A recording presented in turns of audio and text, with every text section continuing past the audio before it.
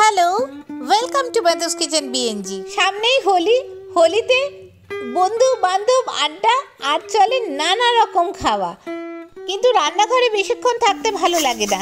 তাই জন্য বাড়িতেই বানিয়ে ফেলুন একদম রেস্টুরেন্ট স্টাইলের খুব তাড়াতাড়ি ক্রিস্পি ফ্রাইড কর্ন।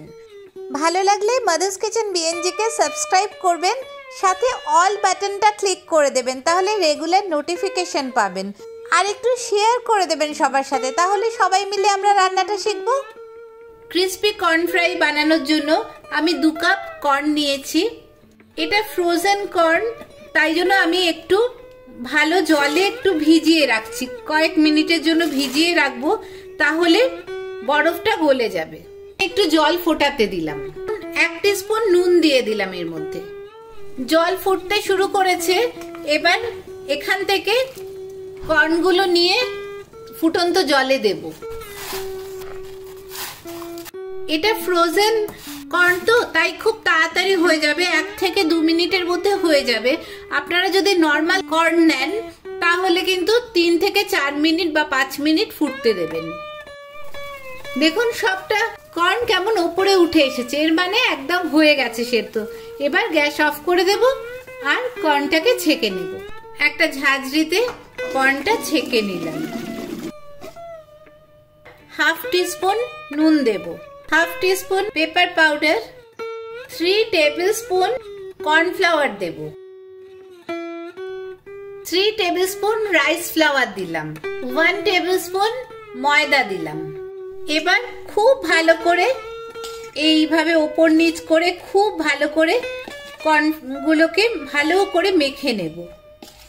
এই মাখাটার পরে একটু জল বেরোবে, তারপর আরেকবার মেখে নেব, তাহলেই এটা ঠিক হয়ে যাবে। একটু ঢেকে রেখে দিচ্ছি, আর চলুন পেঁয়াজটা কেটে নিই। 2টো বড় সাইজের পেঁয়াজ একদম কুচি কুচি করে কেটে নিলাম। আমি অনেক রকমের প্লেলিস্ট করেছি, প্লেলিস্টগুলো একটু দেখতে পারেন, ডেসক্রিপশনেও কিছু রাখবো, কিছু এন্ড স্ক্রিনেও রাখবো, আপনারা একটু দেখে নেবেন। পেঁয়াজটা খুব ভালো কুচি করে নিয়েছি, এবার টমেটো 2টোও কেটে নেব। পেঁয়াজ টমেটো কাটা হয়ে গেছে, একদম কুচি কুচি করে কাটা হয়ে গেছে। এবার একটু ঢাকা দিয়ে রেখে দিই। পেঁয়াজ টমেটো কাটা অবধি এই কর্নটা রেস্ট নিয়েছে।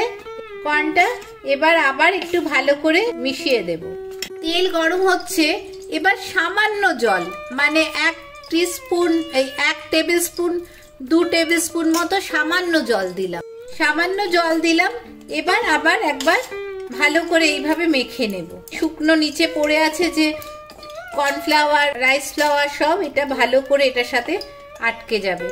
এই সময় একটু হাত দিয়েও মেখে নেবেন, তাহলে এই যে যদি জুড়ে যায় একটু ছাড়িয়ে ছাড়িয়ে নেবেন, আর ভালো করে একবার মেখে নেবেন হাত দিয়ে।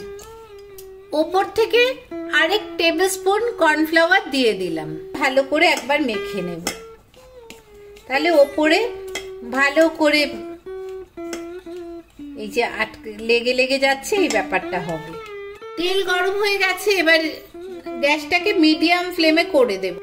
1 মুঠো করে দিয়ে দেব।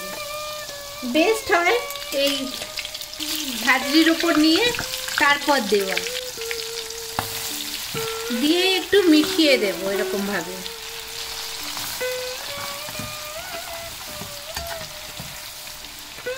বুঝবেন কি করে হয়ে গেছে, এই যে দেখুন আস্তে আস্তে এগুলো ওপরে উঠছে।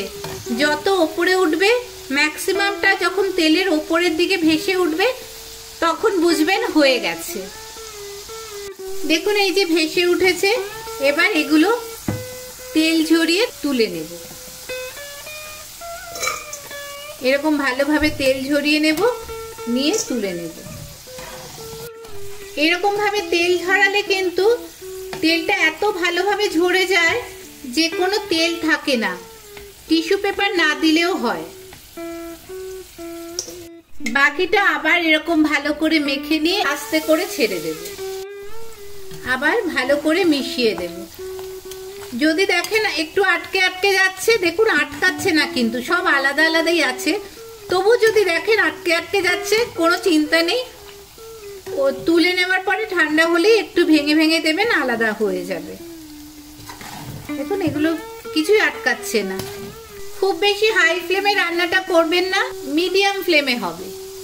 কর্ন যদিও খুব একটা ফাটছে না, কিন্তু একটা দুটো ফাটতে পারে, তার জন্য যদি দরকার হয় এরকম ঢাল ব্যবহার করে নেবেন। আবার কর্নগুলো ওপরে ভেসে উঠেছে, এবার আবার তুলে নেব।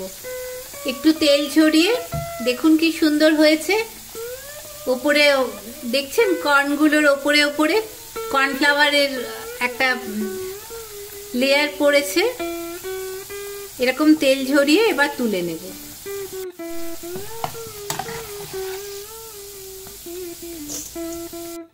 দেখুন কি সুন্দর ভাজাটা হয়েছে।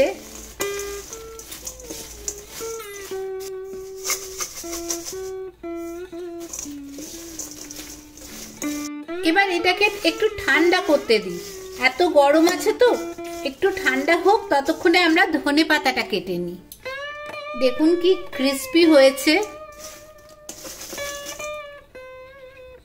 ধনে পাতা আমি সবসময় বলি ডাঁটি ইউজ করতে, চাইনিজ রান্নাতে অথবা এমনি তরকারিতে ডাঁটি ইউজ করবেন, কিন্তু চাট বানাবার সময় ডাঁটি ইউজ করার কোনো দরকার নেই, তখন শুধু পাতাটাই আসবে।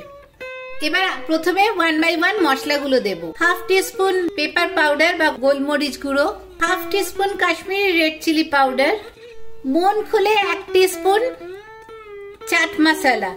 চাট মশলা বা আমচুর পাউডারও দিতে পারেন, আপনাদের যেটা পছন্দ। এবার পেঁয়াজ কুচিটা, টমেটো কুচি, ধনে পাতা, এবার সবটা একসাথে মেশাবো। দেখুন কি সুন্দর হয়েছে, দেখলেই খেতে ইচ্ছে করছে না? একদম যে কোনো রেস্টুরেন্টের সাথে কম্পিটিশনে যেতে পারে। তৈরি হয়ে গেল কি সুন্দর ক্রিস্পি কর্ন ফ্রাই।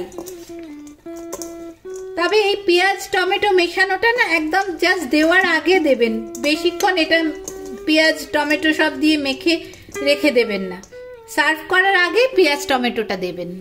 তৈরি হয়ে গেল একদম রেস্টুরেন্টের মতো ক্রিস্পি কর্ন ফ্রাই। এবার একটু সাজিয়ে দিই।